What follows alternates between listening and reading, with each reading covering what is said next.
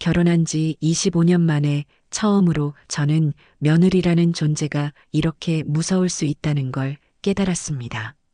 아들이 결혼하던 날 며느리 미영이가 제 손을 꽉 잡으며 말했었죠. 어머님, 정말 잘 부탁드려요.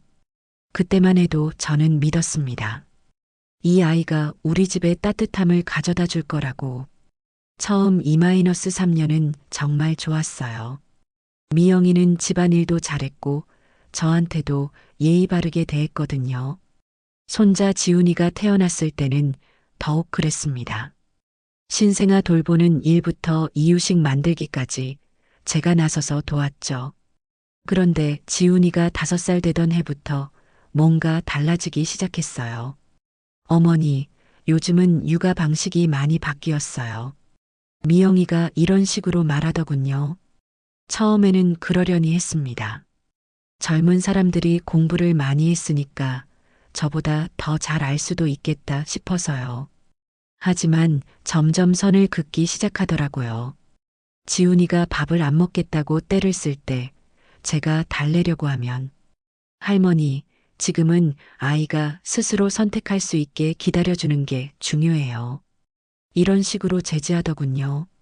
지훈이가 장난감을 어지럽혀 놓고 치우지 않을 때 제가 함께 정리하려고 하면 할머니 방식대로 하시면 아이가 의존적이 될 수 있어요. 아, 그때부터 느꼈어야 했는데 제 방식이 틀렸다는 식으로 말하는 걸. 결정타는 작년 가을이었습니다. 지훈이가 감기에 걸려서 열이 39도까지 올랐거든요. 미영이는 회사 일이 바빠서 병원에 못 간다고 하더라고요. 그래서 제가 지훈이 손을 잡고 소아과에 갔죠. 의사 선생님이 처방전을 주시면서 약을 꼭 시간 맞춰 먹이라고 하시더군요. 집에 와서 미영이한테 얘기했더니 어머니, 병원은 제가 데려갔으면 좋았을 텐데요. 뭔가 불만스럽다는 투였어요. 그 다음 날부터는 아예 대놓고 선을 그었습니다. 어머니, 지훈이 교육은 저희가 알아서 할게요. 너무 신경 쓰지 마세요. 신경 쓰지 말라고. 20년 넘게 아들을 키우고 손자까지 돌본 제가 그 말을 듣는 순간 가슴이 철렁 내려앉더군요. 하지만 더 충격적인 건 그 다음이었어요. 어느 날 지훈이가 저한테 이렇게 말하더라고요. 할머니, 엄마가 할머니는 자꾸 간섭한다고 했어요. 순간 머리가 띵했습니다. 7살짜리 아이 앞에서 시어머니 욕을 했다는 얘기잖아요. 그래도 참았어요. 가족이니까, 며느리니까. 하지만 더 견딜 수 없는 일이 계속 일어났습니다. 미영이는 저한테는 편히 쉬세요라고 말해놓고 정작 지훈이 돌봄은 엉망이었거든요. 아이가 학교에서 돌아와도 혼자 과자만 먹고 있고 숙제는 안 했는지 확인도 안 하더라고요. 제가 지훈이 숙제 도와주려고 하면 할머니, 아이 스스로 해야 해요. 너무 도와주시면 자립심이 떨어져요. 그러면서 자기는 스마트폰만 보고 앉아 있더군요. 참다 못해서 어느 날 조심스럽게 말해봤어요. 미영아, 지훈이가 숙제를 안 하는 것 같은데. 그랬더니 돌아온 대답이 어머니, 제 교육 방침에 간섭하지 마세요. 요즘은 아이들한테 압박 주면 안 되거든요. 간섭이라고. 내 손자 걱정하는 게 간섭이라고 하더군요. 그 순간 정말 화가 치밀어 올랐지만 꾹 참았어요. 하지만 미영이의 진짜 속내를 알게 된 건 순전히 우연이었습니다. 지난달 어느 날 지훈이를 데리러 학교에 갔다가 돌아오는 길이었어요. 집 앞 골목에서 미영이가 누군가와 전화하는 소리가 들렸거든요. 시어머니가 너무 간섭해서 스트레스야. 애 교육에도 자꾸 끼어들고. 맞아. 옛날 사람들은 그래. 자기 방식만 옳다고 생각해. 나는 지훈이를 독립적으로 키우고 싶은데 할머니가 자꾸 도와주려고 해서 아이가 응석바지로 변하고 있어. 응석바지라고. 제가 사랑으로 돌본 손자를 응석바지라고 했습니다. 그 순간 20년간 쌓아온 모든 게 무너지는 기분이었어요. 아, 이 사람이 진짜로 저를 이렇게 생각하고 있었구나. 그런데 더 충격적인 말이 이어졌습니다. 솔직히 시어머니가 너무 오래 사신 것 같아. 이제는 우리끼리 살고 싶은데 너무 오래 살았다고. 그 말을 듣는 순간 눈앞이 캄캄해졌어요. 25년간 며느리를 내 딸처럼 생각하고 살았는데 이 사람에게 저는 그냥 방해물이었던 거예요. 하지만 그때부터 저도 달라지기 시작했습니다. 그날 밤 잠을 한숨도 못 잤어요. 미영이의 그 말들이 귓가에서 맴돌더군요. 시어머니가 너무 오래 사셨다. 우리끼리 살고 싶다. 25년간 한 집에서 살면서 이런 소리를 들을 줄은 꿈에도 몰랐습니다. 다음 날부터 미영이를 다시 보게 되더라고요. 그동안 못 본 척했던 것들이 눈에 들어오기 시작했어요. 지훈이가 할머니한테 사랑해라고 말하면 미영이가 은근히 째려보던 시선. 제가 지훈이한테 용돈을 주면 할머니 돈은 받으면 안 되라고 은근히 제지하던 모습. 제가 지훈이와 놀아줄 때마다 할머니 피곤하실 텐데라며 끊어내려던 태도. 아, 그게 다 계획적이었구나 싶더라고요. 저를 점점 지훈이에게서 떼어놓으려는. 며칠 더 지켜보니까 더 가관인 게 발견됐어요. 미영이는 자기 친정 어머니한테는 완전히 다른 태도더라고요. 지난주에 친정 어머니가 오셨는데 지훈이한테 이렇게 말하더군요. 지훈아, 외할머니 말씀 잘 들어야 해. 외할머니가 얼마나 지혜로우신지 몰라. 똑같은 할머니인데 외할머니는 지혜롭고 친할머니인 저는 간섭쟁이라는 거예요. 친정어머니가 지훈이 교육에 뭔가 조언하면 어머니 말씀이 맞아요. 역시 경험이 다르시네요. 이런 식으로 받아들이더라고요. 그런데 제가 똑같은 말을 하면 어머니 방식은 좀 옛날식인 것 같아요. 이런 식으로 일축해버리고 아, 이게 차별이구나. 핏줄의 차별이구나 싶더라고요. 그러던 어느 날 결정적인 순간이 왔습니다. 지훈이가 학교에서 친구와 싸우고 울면서 집에 왔어요. 미영이는 마침 회사 회식이 있다고 늦는다더군요. 그래서 제가 지훈이를 달래주고 있었는데 할머니, 친구가 나보고 할머니랑 사는 애는 유치하다고 했어요. 그 말을 듣고 가슴이 철렁했어요. 왜 그런 소리를 했을까? 엄마가 할머니는 간섭을 많이 한다고 했는데 그걸 친구 엄마가 들었나 봐요. 그 순간 정말 분노가 치밀어 올랐습니다. 미영이가 밖에서까지 저 욕을 하고 다녔다는 얘기잖아요. 아이가 학교에서 창피를 당할 정도로. 그날 밤 미영이가 회식에서 돌아왔을 때 저는 조용히 말했어요. 미영아, 우리 한번 진솔하게 대화해보자. 네, 무슨 일이세요? 지훈이가 학교에서 친구들한테 놀림받는다는데. 그랬더니 미영이 표정이 확 굳어지더군요. 그게 뭔 소리예요? 내가 밖에서 나 얘기를 어떻게 하는지 다 들었어. 순간 미영이 얼굴이 새파랗게 질리더라고요. 하지만 곧 뻔뻔하게 나오더군요. 어머니, 그냥 친구들과 하는 얘기였어요. 별 뜻 없이 한 말이고, 별 뜻 없다고? 미영아, 내가 25년 동안 나를 어떻게 생각하고 있었는지 이제야 알겠다. 그게 무슨, 나는 내가 내 딸 같다고 생각했는데 넌 나를 골칫덩어리로 생각하고 있었구나. 그제야 미영이가 당황하며 변명하기 시작했어요. 어머니, 오해예요. 제가 그런 뜻으로 한 말이 아니라. 하지만 저는 더 이상 들을 마음이 없었어요. 미영아, 이제 그만하자. 나도 눈치 없는 시어머니 노릇 그만할게. 어머니, 너희 식대로 살아봐라. 나는 나대로 살 방법을 찾아볼 테니까. 그날 밤부터 저는 완전히 달라졌습니다. 아침에 일어나도 지훈이 아침밥 차려주지 않았어요. 미영이가 당황하며 물어보더군요. 어머니, 지훈이 밥은 어떻게 해요? 내가 알아서 해. 나는 간섭하지 않을게. 학교 데려다 주는 것도 중단했고 숙제 봐주는 것도 그만뒀어요. 미영이가 원하던 대로 완전히 손을 뗐습니다. 처음 며칠은 미영이가 허둥댔어요. 아침마다 급하게 지훈이 도시락 싸고 학교 데려다 주느라 회사에 지각하고 그러더니 일주일쯤 지나서 이렇게 말하더군요. 어머니, 그래도 지훈이는 할머니가 돌봐주셔야 하는 것 아니에요? 아, 이제 와서 그런 소리를 하네요. 미영아, 내가 간섭하지 말라고 했잖아. 나는 내 말 따르는 거야. 그래도 가족인데.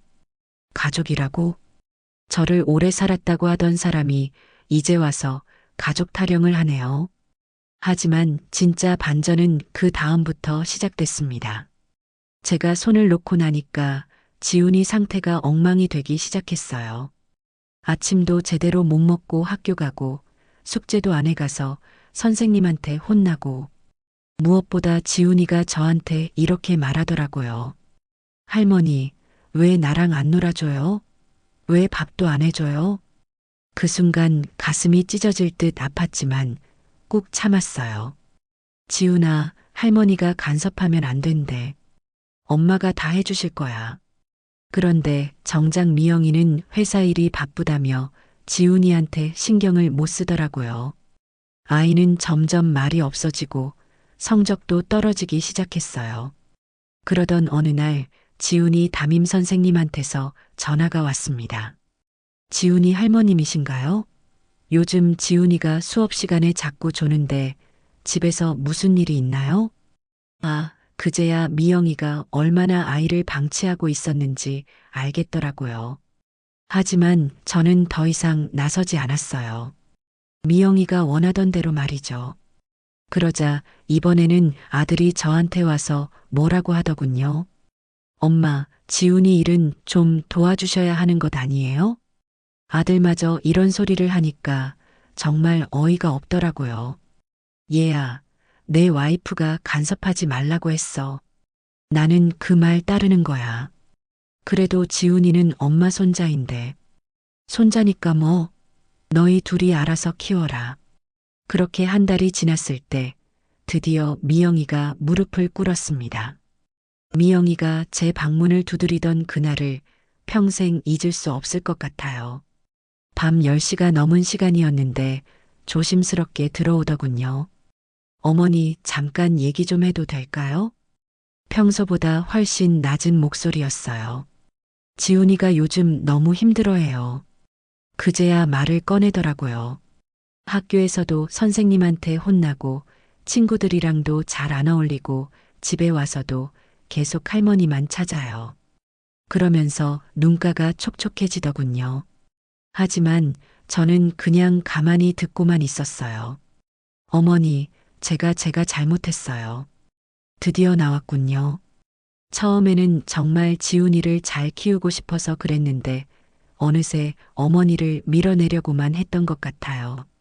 그러면서 고개를 숙이더라고요. 어머니가 안 도와주시니까 제가 얼마나 무능한지 깨달았어요. 회사 일 핑계 대면서 아이한테 제대로 신경도 못 썼던 거죠.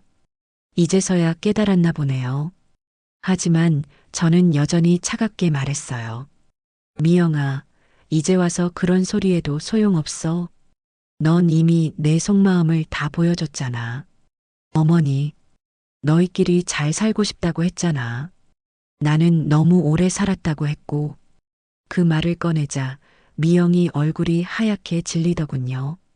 어머니, 그때는 정말 순간적으로 화가 나서 한 말이었어요. 진심이 아니었다고요. 순간적으로 25년 동안 속으로 품고 있던 말이 순간적으로 나올까요? 미영아, 사람은 화가 날 때 진심이 나오는 법이야. 그게 내 진짜 마음이었던 거지. 어머니, 정말 죄송해요. 다시 한 번만 기회를 주세요. 그러면서 바닥에 무릎을 꿇더라고요. 하지만 저는 이미 마음을 정한 상태였어요. 그 며칠 전 저는 혼자 큰 결심을 했거든요. 시내에 있는 부동산에 가서 알아봤어요. 이 집 시세가 얼마나 나오는지. 25년 전에 5천만 원 주고 산 이 집이 지금은 3억 2천만 원까지 올랐더라고요.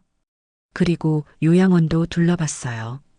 깔끔하고 시설 좋은 곳으로 몇 군데. 어차피 미영이가 원하는 대로 저 혼자 살 생각이었거든요. 미영아, 나는 이제 결정했어. 네, 이 집 팔고 나갈 거야. 그 말을 듣자 미영이가 깜짝 놀라며 일어났어요. 어머니, 그게 무슨 소리예요? 갑자기 왜? 갑자기가 아니야. 내가 원하던 바잖아. 너희끼리 살고 싶다고 했으니까. 어머니, 그때는 정말. 미영아, 그때가 내 진심이었어. 나도 이제 눈치 봤다. 그러자 급하게 아들을 불러오더라고요. 당신, 어머님이 집을 파신다고 하셔. 아들이 당황해서 달려왔어요. 엄마, 무슨 소리야? 왜 갑자기 집을 팔아? 갑자기가 아니야. 내 와이프가 오래전부터 원하던 일이지. 그게 무슨. 그래서 저는 아들한테 미영이가 전화로 했던 말들을 그대로 들려줬어요. 아들 얼굴이 점점 굳어지더라고요. 미영아, 정말 그런 말을 했어? 미영이가 대답을 못하고 있으니까 아들도 이제야 상황을 파악했나 봐요. 엄마, 그래도 집을 팔 필요까지는. 얘야, 나는 이미 결정했어. 내일 계약서 쓸 거야. 사실 이미 계약서까지 써놓은 상태였어요. 바로 그날 오후에 말이죠. 계약금 3천만 원도 받았고 한 달 후면 집을 비워줘야 했어요. 그 얘기를 하자 두 사람이 완전히 패닉 상태가 됐어요. 어머니, 그럼 우리는 어떻게 해요? 미영이가 울먹이며 물어보더군요. 너희가 알아서 해. 전세든 월세든. 하지만 갑자기 이런 식으로 하시면.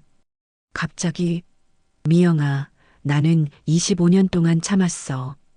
이제 내 인생 살고 싶다고 해서 갑자기라고 하니? 그러자 아들이 나섰어요. 엄마, 그래도 지훈이는 어떻게 해? 지훈이? 저는 웃었어요. 지훈이는 엄마 아빠가 잘 키울 거 아니야. 간섭하지 말라고 했으니까. 그때 지훈이가 잠옷을 입고 방에서 나왔어요. 무슨 일인지 궁금했나 봐요. 할머니, 왜 다들 큰 소리로 얘기해요? 그 순간 가슴이 아팠지만 저는 지훈이를 무릎에 앉히며 말했어요. 지훈아, 할머니가 이제 다른 데 가서 살 거야. 왜요? 할머니 여기서 우리랑 같이 살아야죠. 지훈아, 할머니는 간섭쟁이래. 그러니까 멀리 가서 살아야 한대. 지훈이가 울음을 터뜨리더군요. 싫어요. 할머니 가지 마세요. 그러면서 제 옷자락을 꽉 붙잡더라고요. 미영이가 그제야 정신을 차린 것 같더군요. 어머니, 정말 잘못했어요. 다시는 그런 말 안 할게요. 제발 가지 마세요. 하지만 저는 이미 마음을 정했어요. 그 다음 날 아침 저는 지훈이를 데리고 나갔어요. 아이스크림도 사주고 장난감 가게도 들렀죠. 지훈아, 할머니가 선물 많이 사줄게. 할머니, 선물 말고 그냥 우리 집에 있어요. 지훈이가 간절하게 말하더군요. 지훈아, 할머니도 지훈이랑 계속 있고 싶어? 하지만 어른들 사정이 있단다. 그러고 나서 집에 돌아왔는데 미영이가 제 방 앞에서 기다리고 있더라고요. 손에 봉투를 들고서 어머니, 이거 보세요.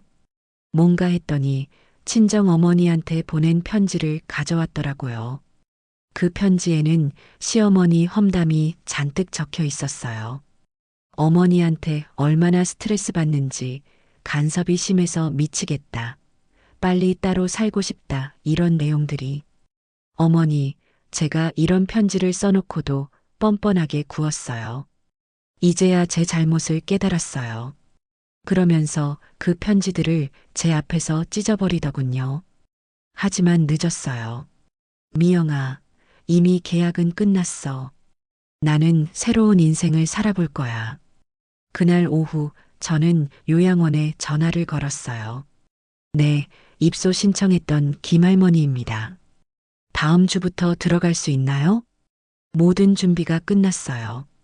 미영이와 아들이 마지막까지 매달렸지만 저는 집을 떠났습니다. 그리고 지금 요양원에서 이 얘기를 들려드리고 있는 거예요. 여기서 만난 할머니들한테 제 이야기를 하니까 모두들 제 편을 들어주시더라고요. 잘했어요. 그런 며느리한테는 그렇게 해야 해. 25년 동안 참으신 것도 대단하셔. 그리고 무엇보다 저는 이제 자유로워요. 아무도 저한테 간섭하지 말라고 하지 않고 제가 하고 싶은 일들을 마음껏 할 수 있어요. 집 한 돈으로 여행도 다니고 맛있는 것도 먹고 새로운 친구들도 만나고 있어요. 미영이가 가끔 전화를 해서 돌아오라고 하지만 저는 거절해요. 미영아, 나는 이제 내 인생 살고 있어. 너희도 원하던 대로 너희끼리 잘 살아라. 지훈이가 보고 싶긴 하지만 이게 서로에게 더 나은 것 같아요. 25년간 눈치 보며 살았던 제가 이제야 당당한 할머니가 되었습니다. 여러분도 혹시 비슷한 일을 겪고 계신다면 용기 내세요. 우리도 우리만의 인생을 살 권리가 있어요. 며느리 눈치 보느라 내 인생 망치지 마시고 당당하게 사시기 바랍니다.